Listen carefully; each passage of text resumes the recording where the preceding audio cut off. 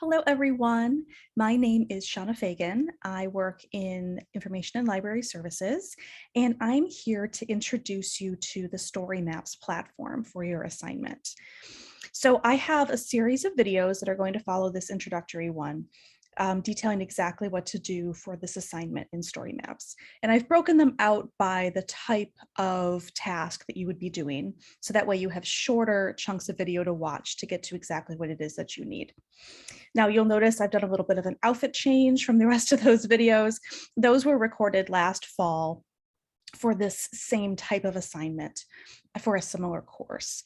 And so the instructions largely remain the same. Anytime there's something that differentiates a little bit, I mention it in a little bit of text underneath that video. But Story Maps largely looks the same. You might only notice a couple of things that look a little bit differently, but functionally it's still exactly the same. So I hope you will forgive me for not re-recording the videos. So I wanted to give you a quick introduction to how to access Story Maps and just get in the first place.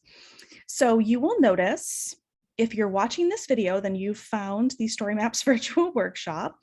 And above my videos, you will see this first paragraph here gives you instructions for how to log in. So you would go to Story Maps, the website, and then log in with your Story Maps username and password, which I have assigned to you. So your username will be your Bates username with underscore capital B Bates at the end. You'll see, for example, my Bates username is sfagan, but for Story Maps, it's sfagan underscore capital B Bates. And then everyone has the same temporary password, which is right here, what I've highlighted. And the first time you log in, Story Maps will ask you to change that to a password that you remember. So go ahead and do that. If you have any trouble logging in, just shoot me an email and I would be happy to help you.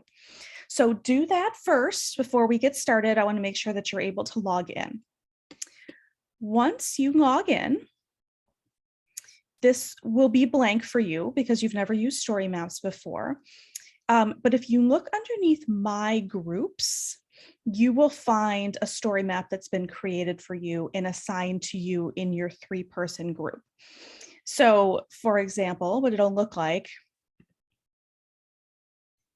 is what you see here. This isn't under my groups because I'm not in your groups, but I'm the one that created the story map for you. So it's in my stories, but you will look for it under my groups. You'll see a blank story map with the name of your class and then group, whatever. And then I've assigned that to you and your 2 partners in your group. So when you open that, it's going to be blank. Feel free to please change this title. It's a dreadful title for your purposes. And then also give your story map a short introduction or subtitle, if that makes sense.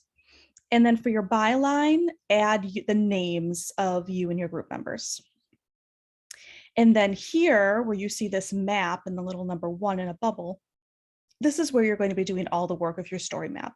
And this is where the subsequent videos in this workshop pick up from this point. So I wanted to get you here. Now, one thing that in reviewing the videos that I recorded last fall, I noticed is that there is one thing that's different, and that has to do with the preview function. So this may not confuse you whatsoever, but I just wanted to point it out in case when you get to that point in the video, you're like, wait a minute, that looks different. Why is that? And that's at any point, you can preview your story map from the point of view of what it would look like to somebody that's not you, meaning somebody who doesn't have all these editing buttons in it.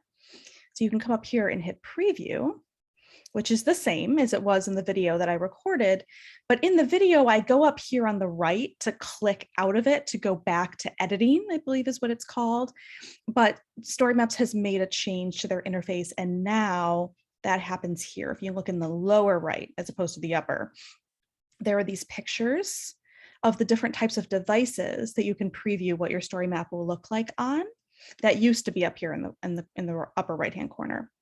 But now you can see, okay, what does it look like on a phone? What does it look like on a tablet, right? So that's nice. And then when you're done, instead of hitting a button that says back to editing, like I mentioned in the video, you just want to hit this X in the corner and it closes your preview, and then you're back in your editing mode. That's the only thing I noticed that was really substantially different, and even that isn't very much.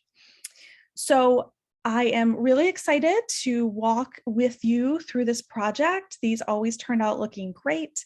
I have included some examples of other story maps that have been made in previous years for the same type of project so that you can get a sense for what they look like. And then I will be visiting your class next week to answer questions that you may have. Once you actually start getting your content in here, it's going to generate a lot more questions as things maybe don't do what you want them to do, or things just don't line up properly. And I'll be on hand to answer those questions. But if you don't want to wait, please feel free to send me an email at any time. And I would be happy to exchange emails with you or get together on Zoom to try to figure out any questions that you may have. So best of luck, and I hope you enjoy the rest of this workshop.